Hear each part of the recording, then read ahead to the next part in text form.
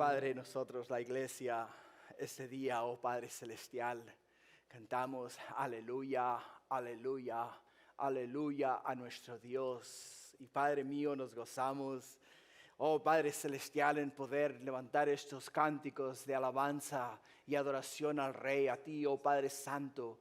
Oh mi Dios, te pedimos, mi Señor Jesús, que estos cánticos que hemos elevado a tu presencia, mi Dios, hayan sido, oh Padre Celestial, para ti agradables. Que tú, oh Padre mío, te hayas gozado, mi Dios, en nuestra alabanza. Que, oh Padre mío, hayas, mi Dios, recibido alabanza, adoración y exaltación. Pues Padre, eres digno de ello, oh Señor, pues tú eres soberano Rey de nuestros corazones, Rey del mundo, oh Padre mío, y Rey de todos los cielos y la tierra y todo lugar, Padre mío. Te alabamos, te bendecimos, te exaltamos y te damos gracias, Padre. Ahora, mi Dios, que vamos a entrar en tu palabra, pedimos que tu Espíritu Santo sea el que a través de ella nos enseñe, nos hable, nos ministre y nos dé a nosotros, mi Dios, esas palabras de ánimo que hoy día necesitamos escuchar. Gracias, Padre, bendícenos y háblanos a través de ella. Te lo pido este día, Padre, en el nombre maravilloso que es sobre todo nombre, el nombre de Cristo Jesús. Amén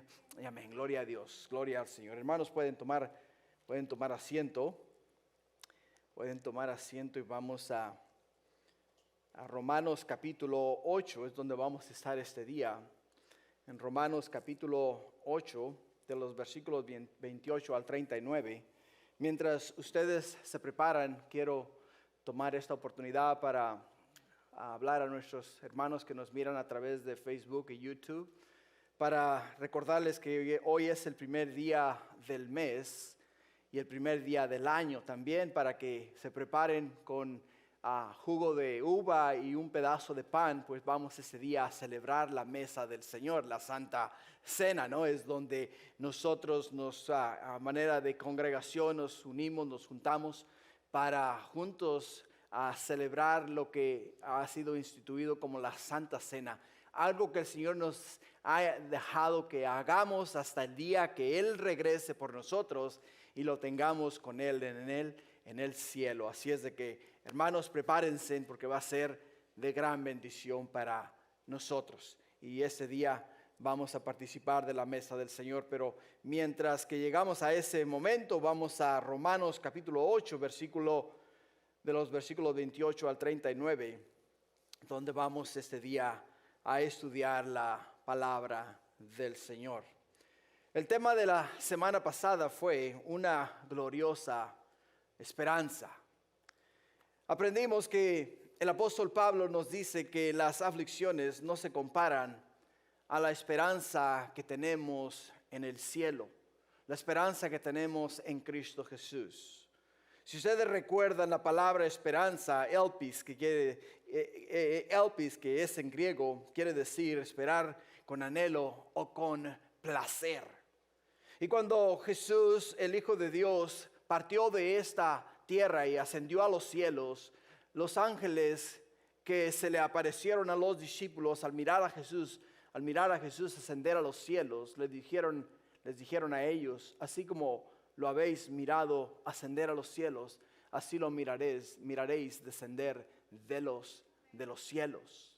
Y desde ese día la iglesia ha estado esperando con esa ansia y ese fervor y ese deseo de mirar nuevamente a Jesús descender de los cielos. Muchos de ellos, los cuales vivieron en aquellos entonces, esperaban en su vida mirar a Jesús regresar a buscar la iglesia. Murieron ellos esperando ese momento, teniendo esa esperanza. Esperaban con anhelo, esperaban con gozo que regresara Jesús, que regresara Él nuevamente a buscar su iglesia. Pasaron generaciones y generaciones y generaciones, y llegamos al día al cual nosotros estamos viviendo y seguimos nosotros esperando a Jesús con esa misma esperanza, con ese mismo anhelo, con ese mismo fervor, que seremos nosotros los que miraremos a Jesús descender de los cielos a buscar su iglesia. No lo sabemos, pero sí la esperanza la tenemos. Y esa es la esperanza la cual miramos en el estudio de la semana pasada. Para el cristiano, hermanos, la esperanza que tenemos es que un día no muy lejano, así como nos dice Primera de Tesalonicenses 4:16, que cuando el Señor mismo, con voz de mando y con voz de arcángel y con voz de trompeta de Dios, descenderá del cielo, y dice que los muertos en Cristo resucitarán primero y después nosotros los que habremos quedado. Los que habremos quedado, dice, que nos seremos arrebatados y juntamente con ellos en las nubes y recibiremos al Señor en el aire. Esa es la esperanza que tenemos nosotros, los cristianos. Muchos de ustedes dirán, ¿sabes qué? He oído acerca del regreso de Jesús desde el día que me convertí al cristianismo. Y se ha hablado acerca del regreso de Jesús desde hace muchos años, desde hace muchas generaciones. Pero la palabra de Dios nos dice que el Señor no retarda su regreso. ¿Por qué razón no retarda su regreso? Porque no quiere que nadie, dice que no quiere que nadie perezca, nadie se quede en la tierra sin tener la oportunidad de ascender a los cielos con Él y estar con Él en gloria por la eternidad. Por ello, hermanos, nosotros que nos desesperamos y decimos, Señor Jesús, ¿cuándo has de regresar a buscar tu iglesia? Tenemos que pensar en mejor, Señor, ¿a cuál o a quién debo de hablar acerca de la salvación que tenemos en Cristo Jesús? Por ello es que nosotros, hermanos, tenemos esa gloriosa y maravillosa esperanza. La esperanza de que un día ascenderemos a los cielos y nos uniremos con Jesús en las nubes e iremos y estaremos con Él por la eternidad. Esa es la esperanza, una esperanza viva, gloriosa y maravillosa. El tema de hoy, los que aman a Dios, expresa el profundo y constante amor e interés de vivir una vida perfecta, de vivir una vida digna de Dios, por el hecho de que todo aquel que ama a Dios, como nos dice acá en Romanos, todas las cosas le ayudan a bien. Entendamos algo que es de suma importancia para nuestro caminar con el Señor. Muchas veces decimos y miramos atrocidades acá en la tierra y nos preguntamos por qué es que esto y aquello está sucediendo y no miramos la mano de Dios interceder, no miramos la mano de Dios obrar y no miramos la mano de Dios intervenir en el asunto. Pero las promesas de Dios son amén y amén y amén. No podemos nosotros dudar ni podemos nosotros pensar que Dios no está obrando, que Dios no está intercediendo, que Dios no está haciendo su voluntad. ¿Por qué razón? Porque a los que aman a Dios, todas las cosas, como nos dice acá en Romanos, le ayudan a bien. Todas las cosas, no una, no dos, sino que todas las cosas. Por ello, hermanos, este día nosotros podemos entender y saber que cuando Dios nos llamó a nosotros de las tinieblas a la luz admirable y nos llamó por nombre para seguirle a Él, hacer su voluntad y vivir para Él, Él nos dio a nosotros la promesa que iba a estar con nosotros en todo tiempo, en toda hora y en todo momento. No nos dejaría ni nos desampararía. Y esa es la promesa de Dios, es la promesa del Señor. Por ello es que en Romanos 8:28, en el versículo 28 dice, y sabemos que los que aman a Dios todas las cosas les ayudan a bien. Esto es a los que conforme a su propósito son llamados. En este versículo encontramos tres cosas que nos ayudan a entender el beneficio de amar a Dios de una manera incondicional. Primero, la palabra amar connota lo siguiente. En el griego la palabra agapao se usa en el Nuevo Testamento para describir la actitud de Dios hacia sus hijos.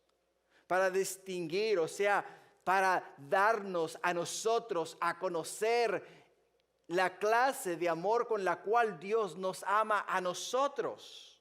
En Juan 17:26, la Escritura nos dice: y les he dado a conocer tu nombre y lo daré a conocer aún, para que el amor con el que me has amado esté en ellos y yo en ellos.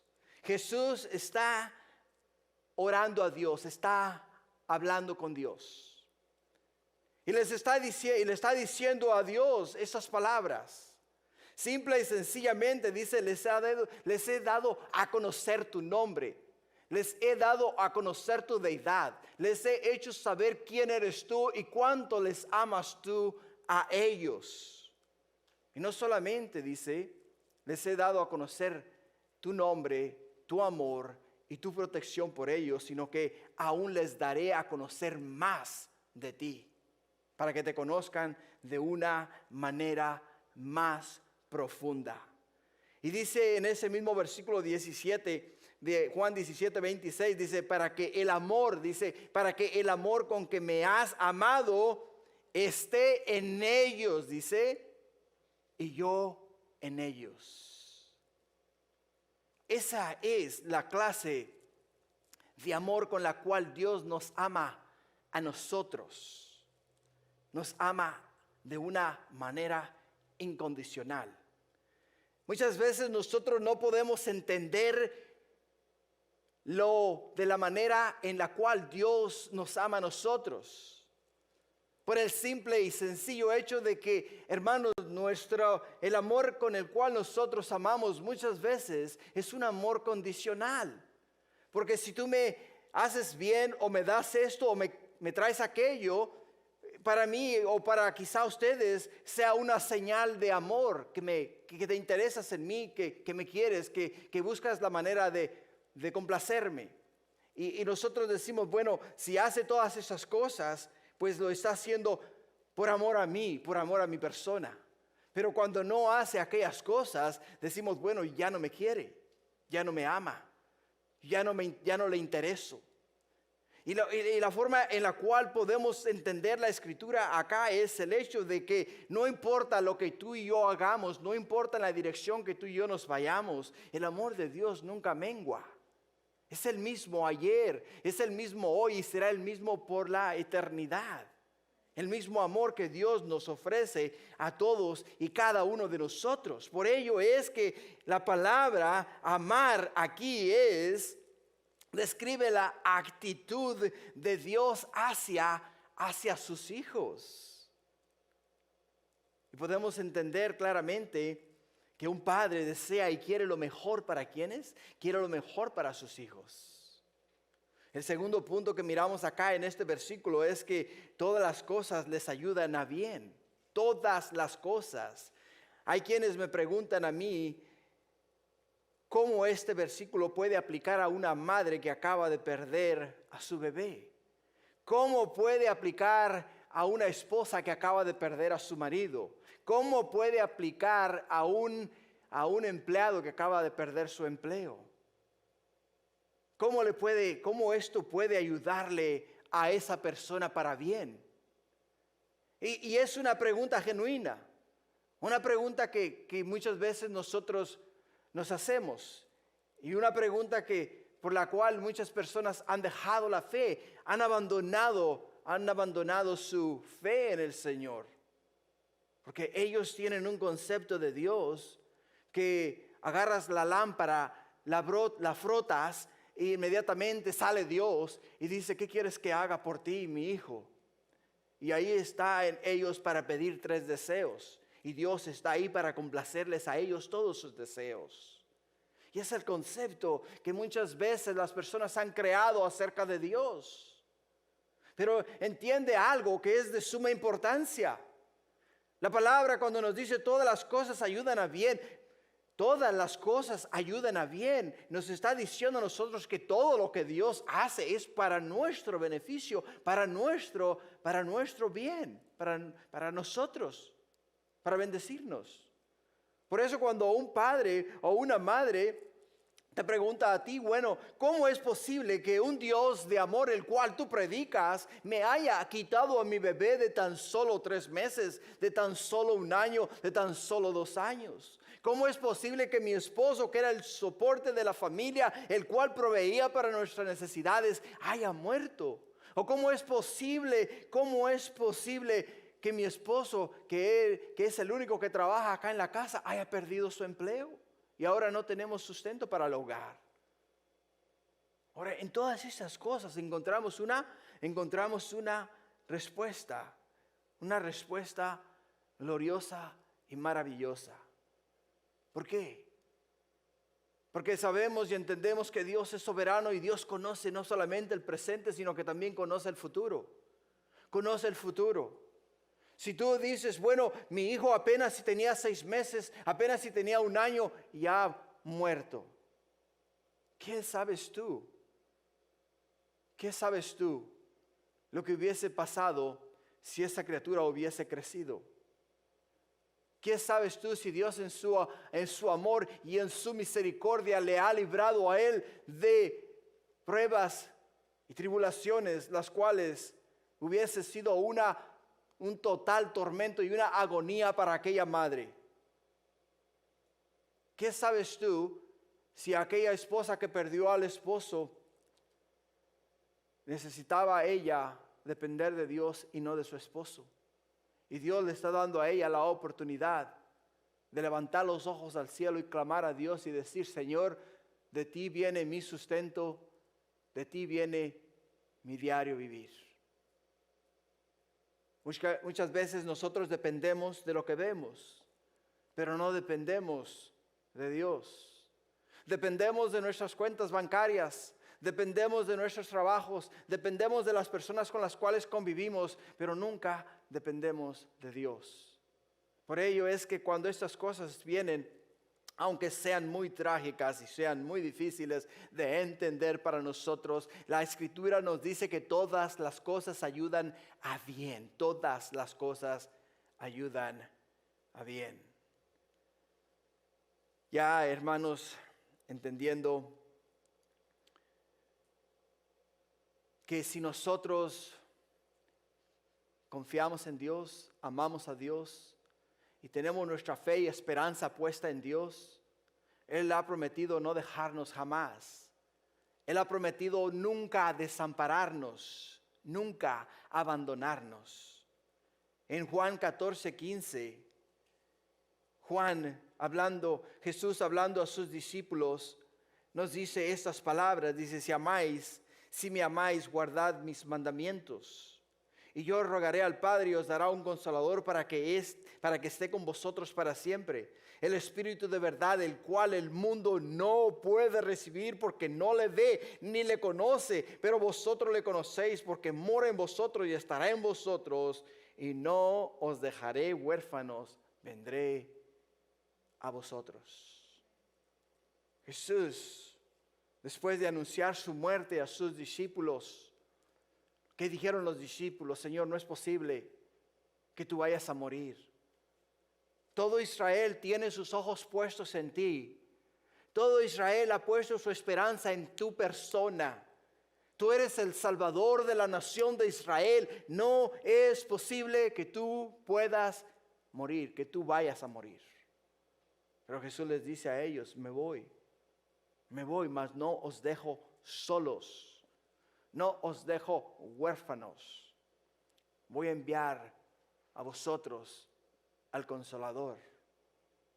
Por ello, cuando nosotros vemos acá en Romanos 8:28, que dice que sabemos que a los que aman a Dios, o sea, a los que aman a Dios, aquellos que fervientemente se entregan a Dios y sirven a Dios con todo su corazón, cuerpo y alma, y no hay nada que les detenga a ellos o no hay nada que les pare a ellos, dice que todas las cosas les ayudan a bien. Todas las cosas les ayudan a bien. Y el tercer punto que miramos en este versículo es a los que conforme a su propósito son llamados. Conforme a su propósito son llamados. El propósito de Dios lo resumimos en Juan 3:16. Lo resumimos en Juan 3:16. Porque de tal manera amó Dios al mundo que ha dado a su Hijo unigénito para que todo aquel que en él cree no se pierda, mas tenga vida eterna. Y en el versículo 17 dice, porque no envió Dios a su Hijo al mundo para condenar al mundo, sino para que el mundo sea salvo por él. Y en el versículo 18 dice, y el que en él cree no es condenado, pero el que no cree ya ha sido condenado, porque no ha creído en el nombre del unigénito Hijo de Dios. Y en el 19, y esta es la condenación, que la luz vino al mundo, y los hombres amaron más las tinieblas que la luz, porque sus obras eran malas. Porque todo aquel que hace lo malo aborrece la luz, y no viene a la luz, para que sus obras no sean reprendidas. Mas el que participa de la verdad, o el que participa la verdad, viene a la luz, para que sea manifiesto que sus obras son hechas en Dios. A los que aman a Dios, todas las cosas les ayudan a bien. Esto es, a los que conforme a su propósito son llamados. La vida no es fácil, ni lo fue para aquellos grandes hombres de Dios que vivieron antes de nosotros. Hombres tales como Jacob, hombres tales como José, hombres tales como Job, que para ellos, hermanos, el fin que Dios les dio a ellos fue un fin glorioso y maravilloso. Maravilloso. Miramos a Jacob huir por miedo de su hermano.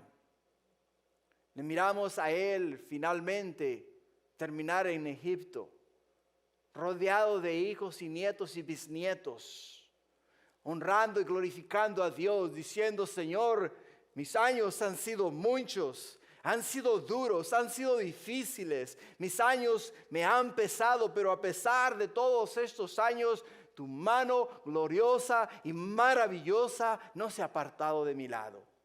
Me has bendecido, me has guardado y me has cuidado, y has estado conmigo en todo momento. Miramos también a José, vendido por sus hermanos.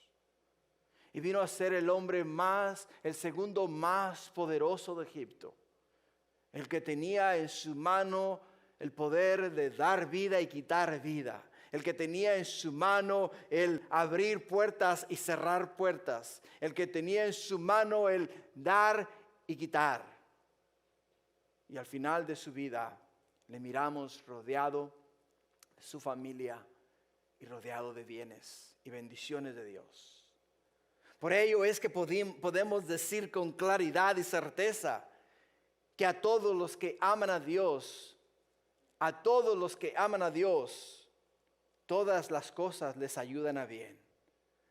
A los que conforme a su propósito son llamados. Todos aquí en la tierra, hermanos, existimos por un propósito. Todos tenemos un propósito aquí en esta tierra. Cada uno de nosotros, hermanos, tiene una misión. Y cada uno de nosotros se le ha dado esa misión de parte de Dios. No nos vamos a ir ni antes ni después hasta que no hayamos cumplido el propósito de Dios, el cual nos ha dado para existir en esta tierra. Muchos, el propósito de Dios es que sean salvos. Muchos, el propósito de Dios es que lleven su palabra y la den a conocer al mundo entero. Muchos, el propósito de Dios es que alaben a Dios con todo su ser, con toda su alma y con todo su cuerpo. Y muchos, el propósito de Dios es que se encierren en sus aposentos y desde ese lugar intercedan por la iglesia y por el mundo entero en general. Y muchos, el propósito de Dios es que vengan al arrepentimiento. Pero Dios tiene un propósito para nosotros. Ahora, hermanos, la pregunta es esta. Los que aman a Dios. Y ahí es una pregunta que es de suma importancia para nosotros. Porque miramos en el libro de Éxodo, capítulo 20, el primer mandamiento de todos los mandamientos.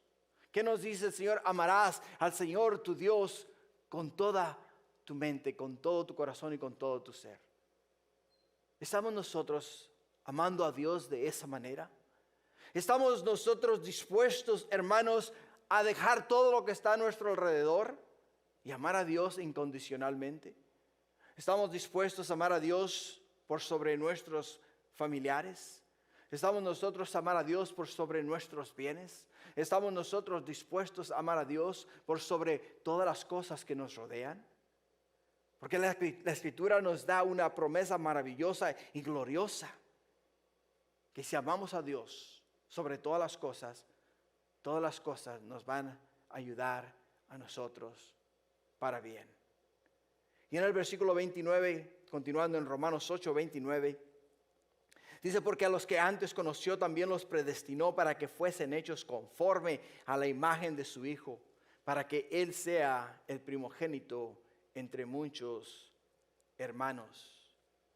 Acá el apóstol Pablo nos está hablando de la omnisciencia de Dios. Uno como padre puede ver en los hijos ciertas cualidades y podemos mirar en ellos de qué son capaces, qué pueden hacer, cuál es su intelecto, qué tan inteligentes son y qué tan rápidos son para captar ciertas cosas. Y podemos hasta cierto punto vayamos, pongámoslo de esta manera, decir este va a ser carpintero, este va a ser ingeniero, este va a ser doctor, este va a ser dentista. ¿Por qué razón? Porque miramos en ellos cómo se desarrollan a manera que van creciendo y a manera que se van desarrollando. Miramos cómo se desenvuelven en esas distintas áreas. Uno es buenísimo en las matemáticas.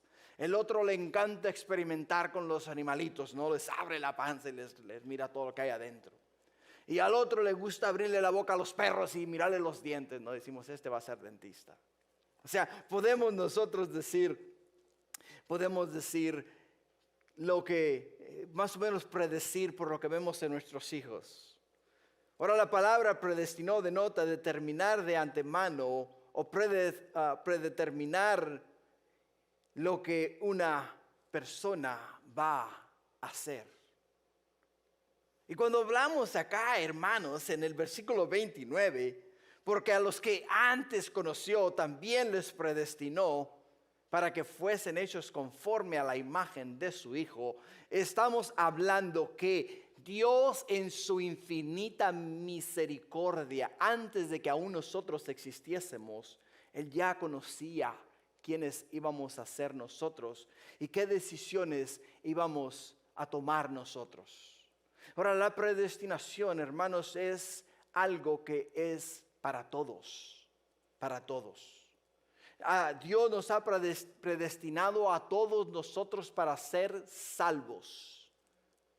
Está en nosotros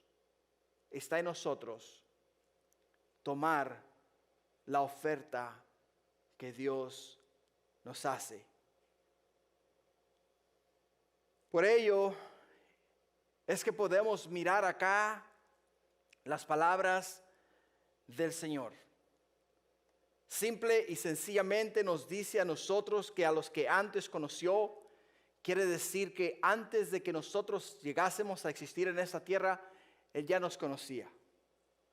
Ya sabía quiénes íbamos a ser, ya sabía Él dónde nosotros íbamos a nacer, ya sabía Él nosotros dónde íbamos a estar, ya sabía Él quiénes de nosotros, ya sabe Él quiénes de nosotros íbamos a aceptar a Jesús y quiénes de nosotros íbamos a rechazar a Jesús. Podemos mirar la omnisciencia del Señor en este versículo. Entonces, si vemos que Dios conocía perfectamente nuestro existir y sabe perfectamente nuestras decisiones, a todo aquel que tomó la decisión de invitar a Jesús a entrar en su corazón y hacerle Señor de su vida, nos dice que le predestinó para que fuese hecho conforme a la imagen y semejanza de su Hijo Cristo Jesús. Cuando un niño nace, ¿qué es lo que hacen los padres en cuanto el niño viene al mundo? Comienzan a trabajar en su formación. Desde niño le comienzan a enseñar comienzan a inculcarle a él buenos modales. Y no solamente eso, sino que después de que el niño comienza a caminar, comienza a hablar, inmediatamente comienzas tú a trabajar en el vocabulario de esa criatura. Llega a la edad de 5 años, lo metes en una escuela, una buena escuela, donde le puedan enseñar a él buena literatura y pueda crecer con buena enseñanza. Y a medida que el niño va creciendo, se va formando, se va haciendo, lo vas haciendo a lo que tú quieres que esa criatura sea.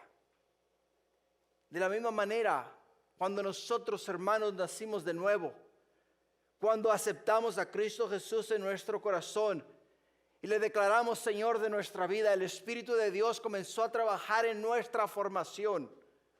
Comenzó a trabajar a conformarnos, o sea, a hacernos cada día más a la imagen y semejanza de Cristo Jesús.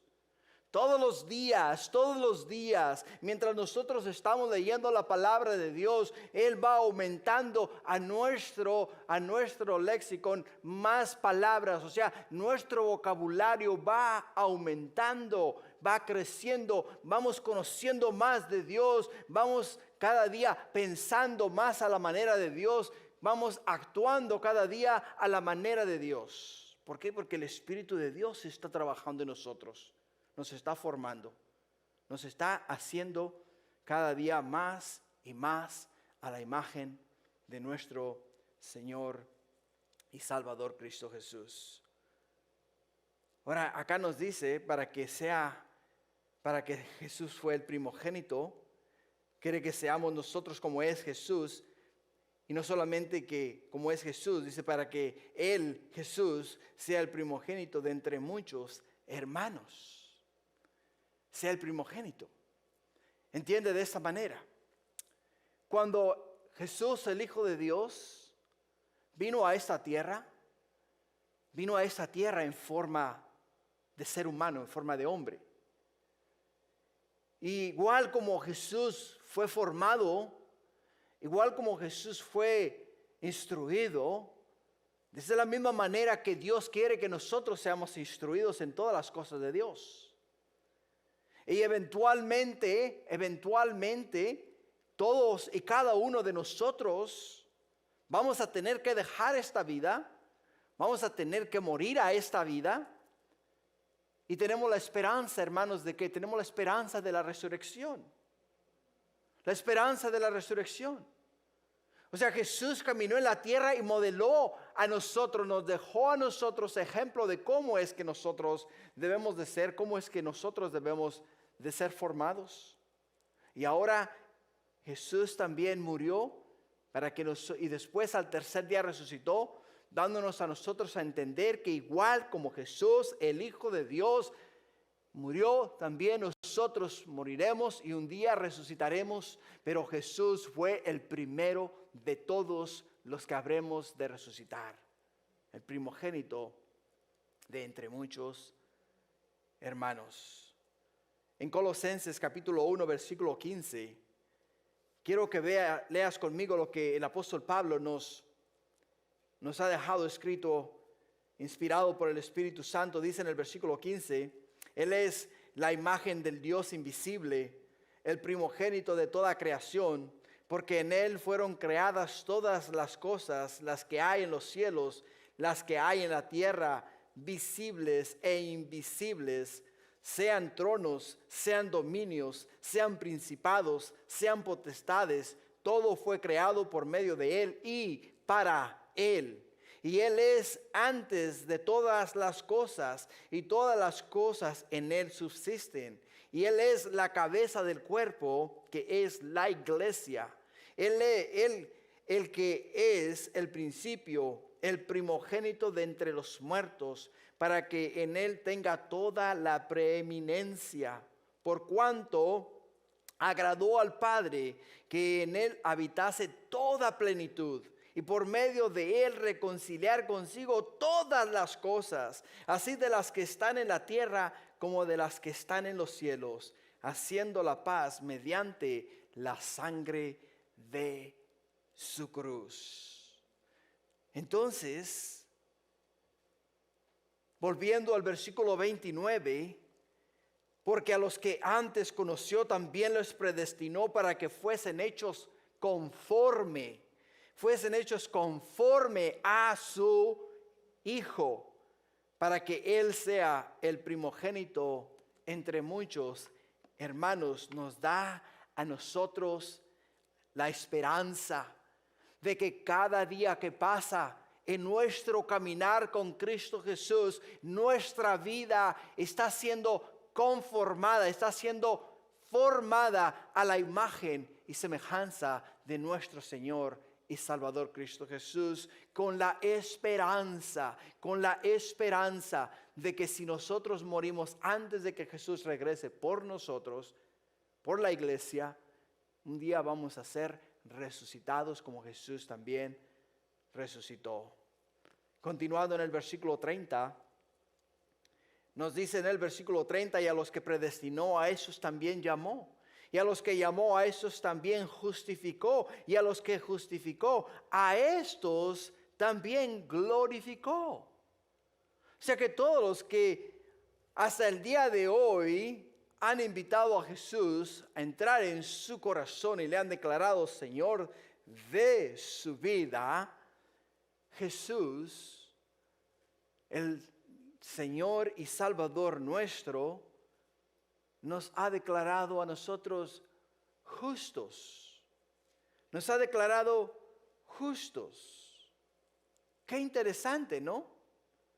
Porque cuando hablamos de que a los que predestinó, a esos también llamó, y a los que llamó, a esos también justificó, quiere decir que delante de Dios todos y cada uno de nosotros éramos culpables.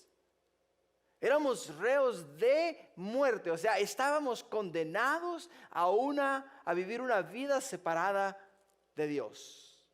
Pero cuando Jesús, el Hijo de Dios, aparece en la escena y viene a la tierra y muere por los pecados de la humanidad y nos extiende a nosotros la invitación de reconocerle a Él, creer en Él, aceptarle a Él como nuestro Señor y Salvador, podemos mirar claramente que el momento que nosotros decimos, Señor, heme aquí, yo reconozco que soy pecador, yo reconozco que he fallado a Dios, te he fallado y me he quedado corto en todo lo que resta y en todo lo que significa servirte a ti y vivir para ti, y sé que soy pecador, perdóname.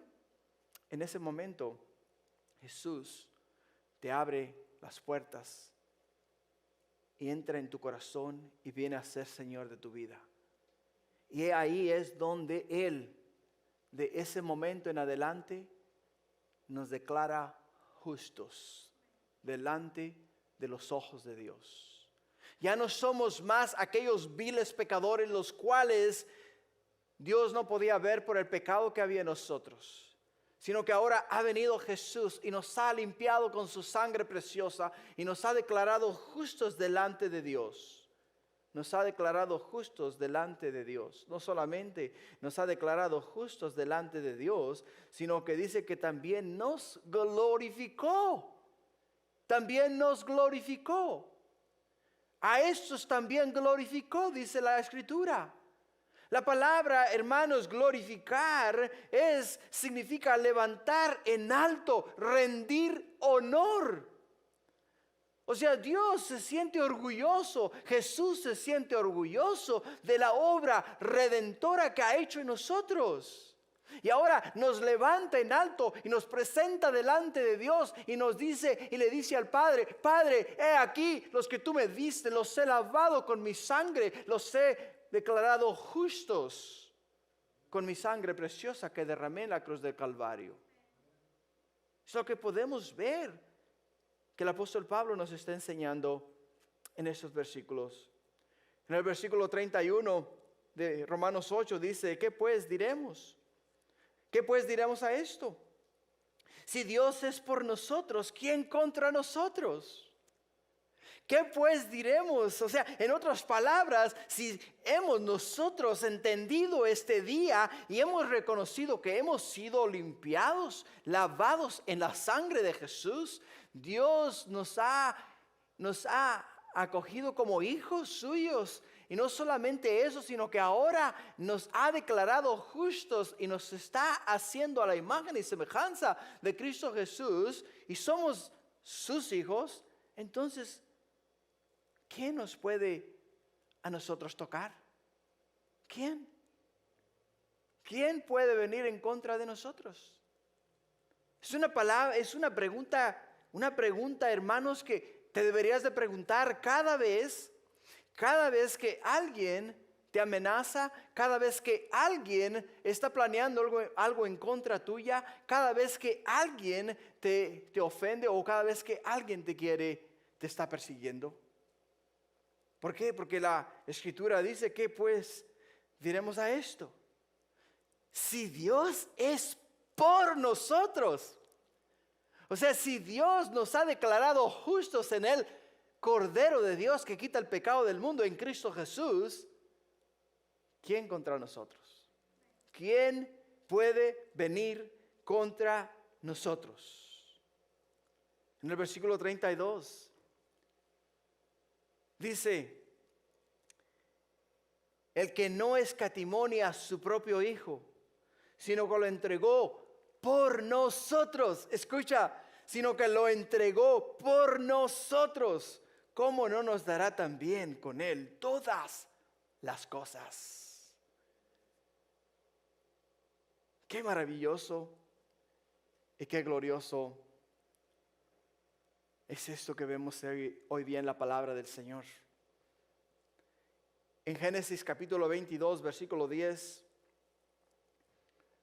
Abraham, nos dice la Escritura, que estuvo dispuesto a sacrificar a su hijo Isaac por amor a Dios.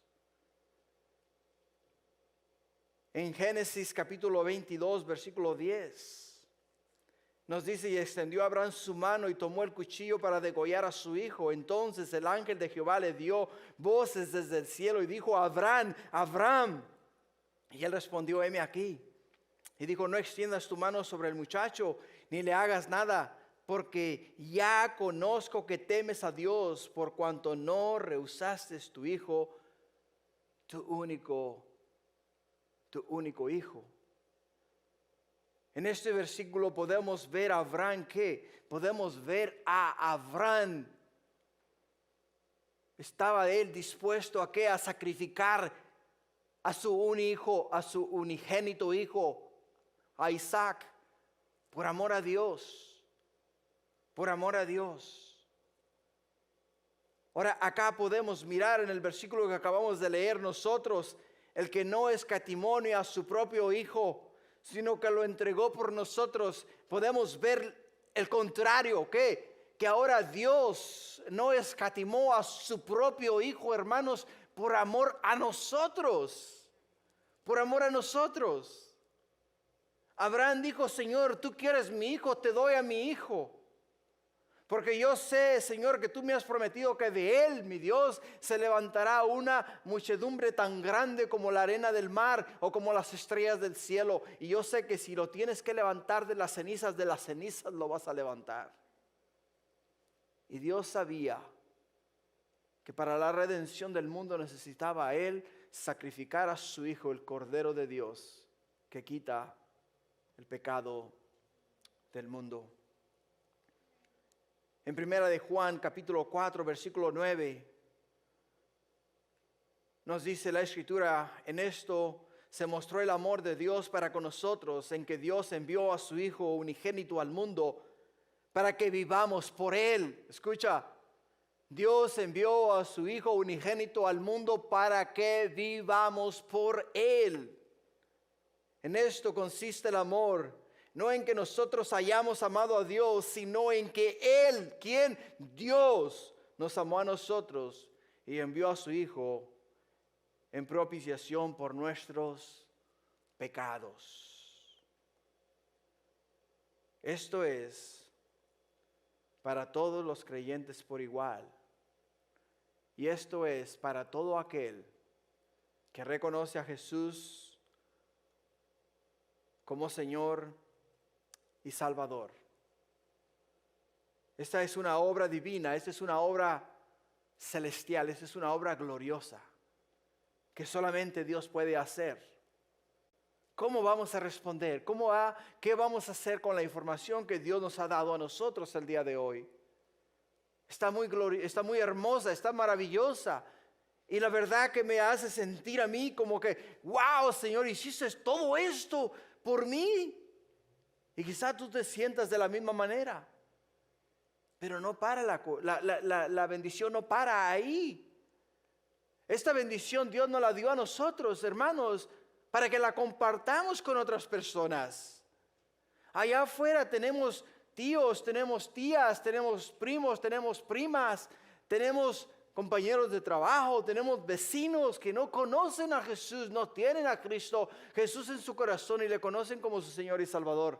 Que si nosotros no compartimos estas palabras de ánimo y bendición, se van a perder. Va a venir el día del Señor y ellos se van a quedar en la tierra a vivir 7 años de tribulación, 7 años de la ira de Dios. No podemos, hermanos, nosotros quedarnos callados.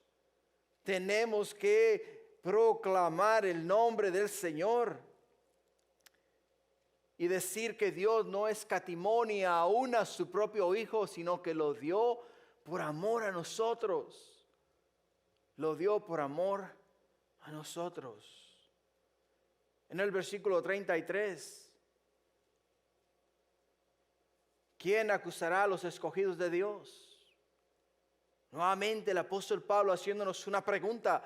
Primeramente nos da todas las cosas que Dios ha hecho por nosotros. Nos ha dado a nosotros la esperanza de vida eterna. Nos ha dicho a nosotros lo que Dios ha hecho por nosotros. Y ahora nos hace una pregunta. ¿Quién acusará a los escogidos de Dios? Dios es el que justifica. Dios es el que justifica. ¿Quién es el que condenará? Cristo es el que murió, más aún el que también resucitó, el que además está a la diestra de Dios, el que también intercede por nosotros.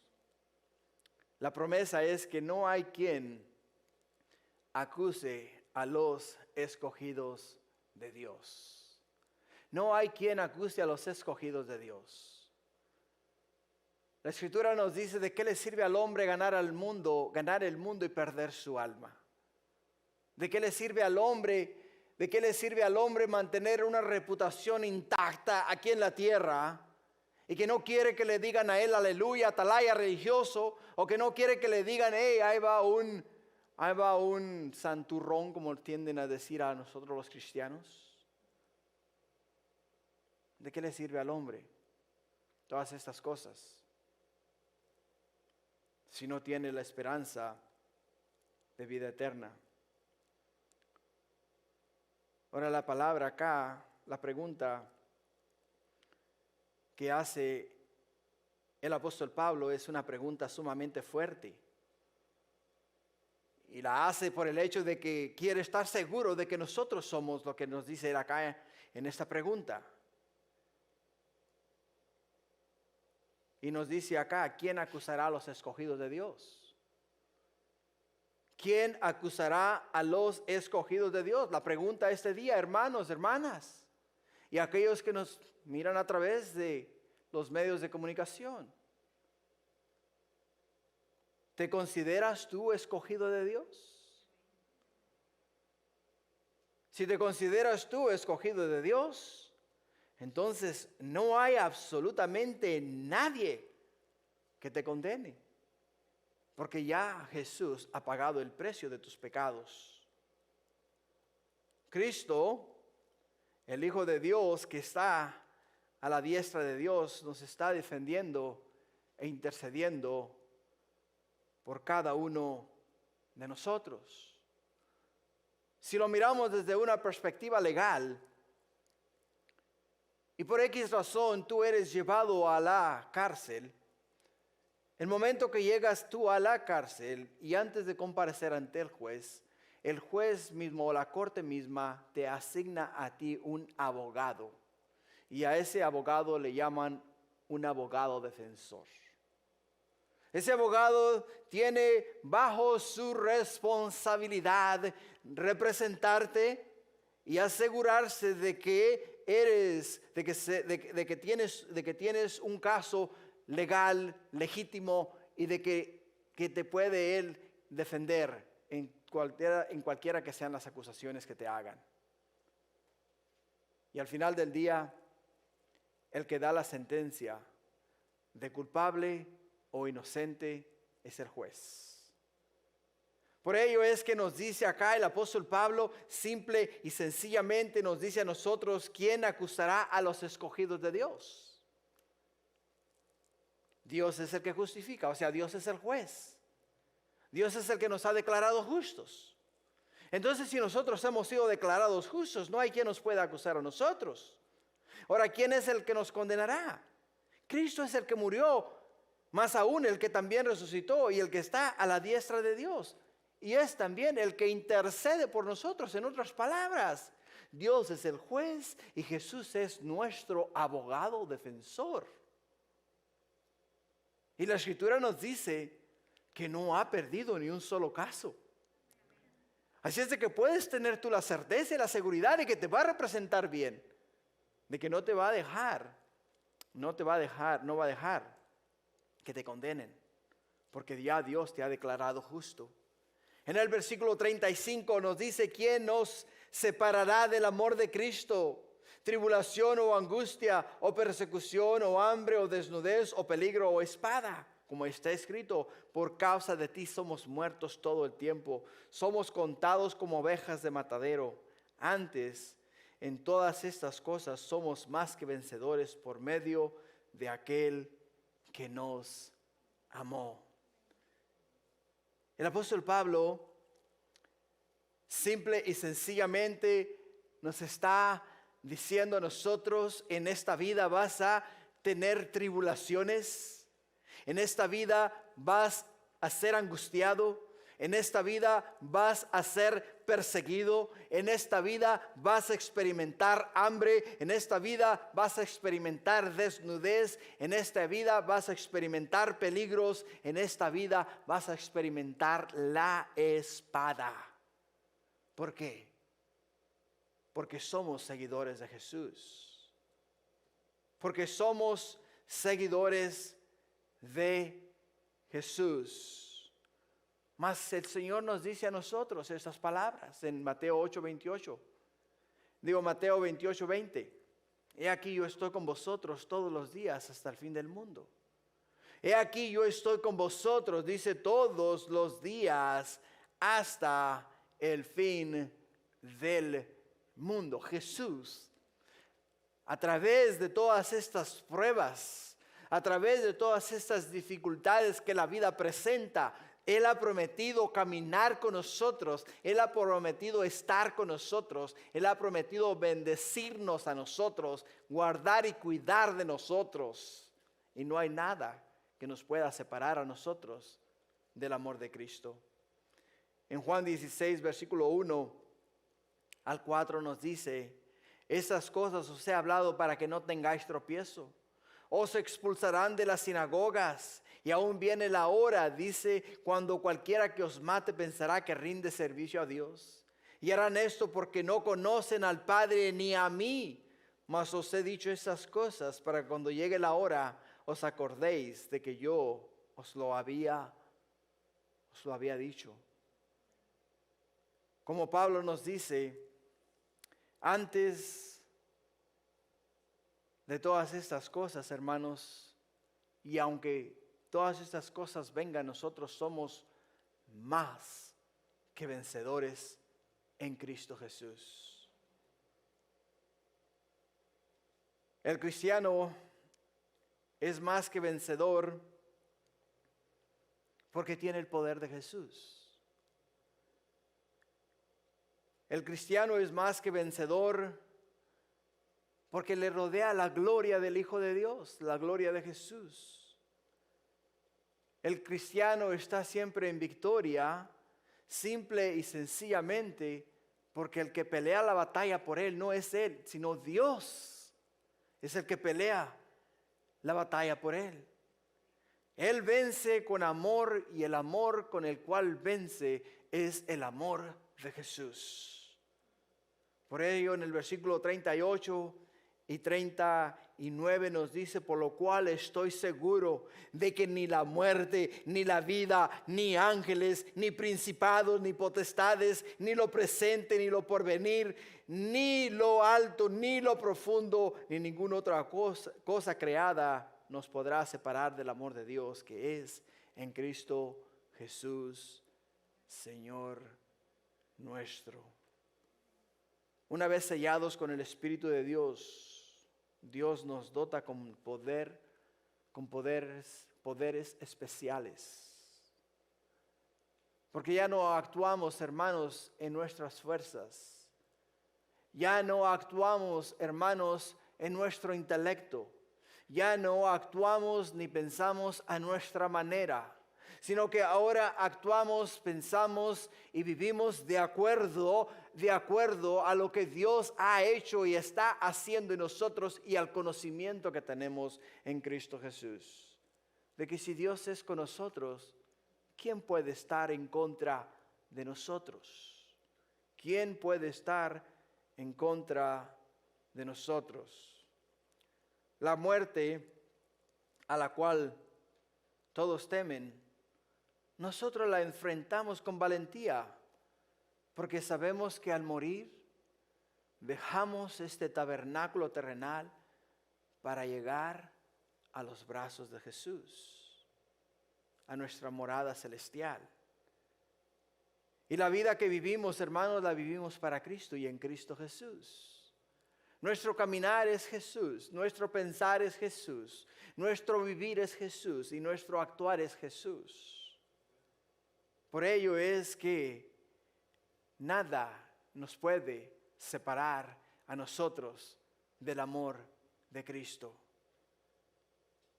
Nada, hermanos, nos puede influenciar a nosotros y separarnos de ese amor glorioso y maravilloso. Y en conclusión, terminamos con las palabras del versículo 39, donde dice al final del versículo 38, ni lo presente, ni lo porvenir, ni lo alto, ni lo profundo, ni ninguna otra cosa creada nos podrá separar del amor de Dios que es en Cristo Jesús, Señor nuestro. Padre, qué palabras tan profundas, mi Dios. Son palabras que, oh mi Dios, penetraron en nuestro corazón como penetra una espada de dos filos, que fueron, mi Dios, de una manera muy suave y ligera, penetrando, hasta llegar hasta lo más profundo de nuestro ser. Y Padre mío, nos revelaron en este día el plan glorioso y maravilloso que tú tienes, Padre mío, para aquellos que son llamados, aquellos, Padre mío, que han puesto su fe y esperanza en Cristo Jesús, aquellos, Padre, que son agobiados por tribulaciones, aquellos, Padre, que están experimentando enfermedades, aquellos que están viviendo, oh Padre Celestial, en medio de gran tumulto y tribulaciones. Oh Padre mío, que ninguna de estas cosas, mi Dios, nos puede separar a nosotros del amor de Cristo. Y te damos gracias, mi Dios, porque no solamente nos has declarado justos, sino que, oh Padre Celestial, nos has dado a nosotros la seguridad de la vida eterna en Cristo Jesús, Señor nuestro. Y por ello es que este día nos gozamos en tu presencia, nos gozamos en este lugar, nos gozamos, Padre, en el hecho de que tú, mi Dios, has prometido estar con nosotros todos los días, en el hecho de que nos has prometido nunca dejarnos ni desampararnos, en el hecho de que, oh Padre mío, tú has dicho que, oh mi Dios, no hay nada en la tierra que nos pueda separar del amor de Cristo, nada, Padre. Y te agradecemos eso, porque hay mucha incertidumbre, Padre. Oh Padre Santo, hay mucha incertidumbre en los días en los cuales estamos viviendo. Esta pandemia ha traído, oh Padre Celestial, a muchos hogares ansiedad. Ha traído a muchos hogares, mi Dios, problemas de alcoholismo, violencia, suicidio. Y oh Padre mío, escasez de bienes, escasez de alimento, escasez monetario, Padre. Y hay mucha incertidumbre aún en el medio de tu pueblo. Padre mío, quita del corazón y mente de todos y cada uno de ellos esa incertidumbre y pon en ellos, mi Dios, estas palabras, tus palabras, que cambian y transforman la vida y nos dan esperanza. Te agradecemos, Padre, lo mucho que nos has dado y las muchas bendiciones que de ti hemos recibido. Ahora, oh Padre, que vamos nosotros a participar de la mesa del Señor, quiero pedirte, Padre, que prepares nuestro corazón. Tu palabra dice que todo aquel que come y bebe indignamente de la mesa del Señor, juicio acarrea para sí mismo. Por ello es que este día, Padre, antes de nosotros tomar el pan y beber la copa, te pedimos perdón por todas nuestras faltas, nuestras culpas, nuestras malas acciones. Nos arrepentimos, Padre, de pecados que hayamos hecho conscientes o inconscientes. Y este día, Padre, te pedimos que nos limpies y nos prepares para tomar dignamente el pan que representa tu carne, tu cuerpo, y el vino que representa tu sangre que nos ha redimido a nosotros, Padre, de nuestros pecados. Y lo hagamos de una manera digna de ti, Padre. Gracias, Padre, por bendecirnos. Gracias por prepararnos y gracias por estar con nosotros todos los días hasta el fin del mundo. Gracias, Padre, en el nombre de Jesús. Hermanos, vamos a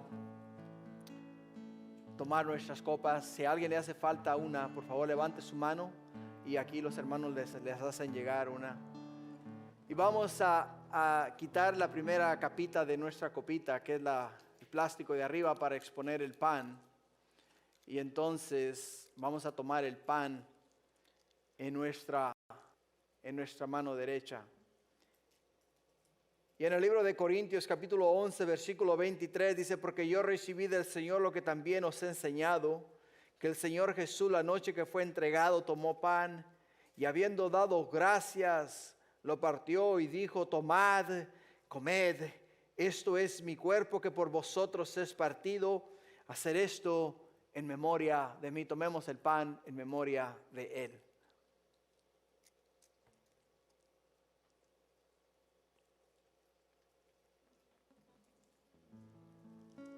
Padre, te agradecemos lo que hiciste, Padre, por nosotros, que no merecíamos más que la muerte, que no merecíamos más que ser condenados por nuestros pecados, que no merecíamos más que recibir, oh Padre Santo, una vida en el infierno a causa de nuestras pobres decisiones. Pero tú en tu gran amor y misericordia enviaste a Jesús tu Hijo a la tierra, el cual vino, oh Padre Celestial, y en su cuerpo, oh mi Dios, en su cuerpo, oh Padre mío, recibió, oh Padre mío, el pago de nuestros pecados, Padre. y fue azotado, Señor, y su carne fue abierta. Dice tu palabra que por las llagas de Jesús nosotros, Padre mío, hemos sido sanados de la enfermedad del pecado, Señor.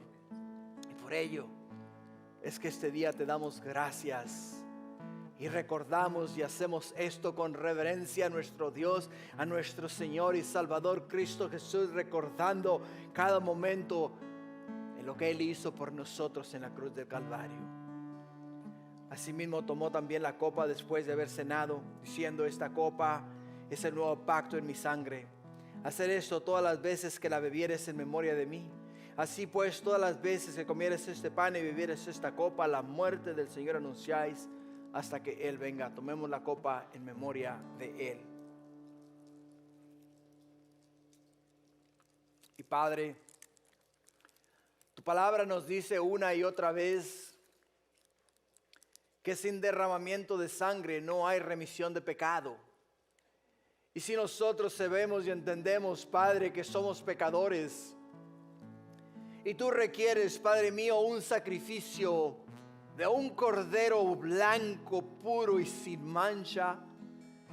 Oh mi Dios, nosotros no podemos pagar por nuestros propios pecados, ni podemos derramar nuestra sangre y ofrecerla a ti como sacrificio por nuestros pecados, porque nuestra sangre ha sido contaminada con la contaminación del pecado.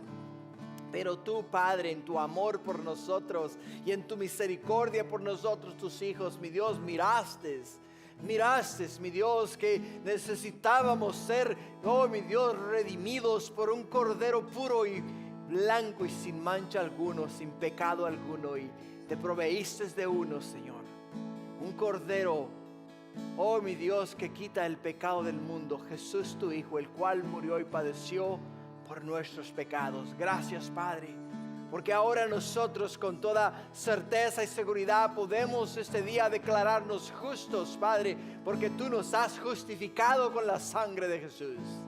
Y porque ahora hemos sido limpiados con la sangre de Jesús, Padre, todos y cada uno de nosotros, Padre mío, este día puede decir: hasta aquí nos ha ayudado el Señor. Gracias, Padre. Bendícenos, bendice tu pueblo. Te ponemos en tus manos a nuestros enfermos, Padre, que seas con ellos allá donde ellos se encuentran. Oh Padre Celestial, aquellos que están sufriendo de cáncer, que les quites esa plaga, mi Dios. Aquellos que han sido contaminados con el COVID, Padre, que igual les sanes sus cuerpos, Padre, y puedan levantarse en tus fuerzas y en el poder sanador tuyo, oh mi Dios. Y aquellos que tengan dolencias en sus cuerpos, Padre, que este día, oh mi Dios, sean sanados, oh Padre mío, por tu mano sanadora, mi Señor Jesús. Gracias, Padre. Bendícenos ahora y guárdanos en el hueco de tu mano y llévanos con tu bendición. Te lo pido, Padre, en el nombre de Jesús. Amén y amén. Gloria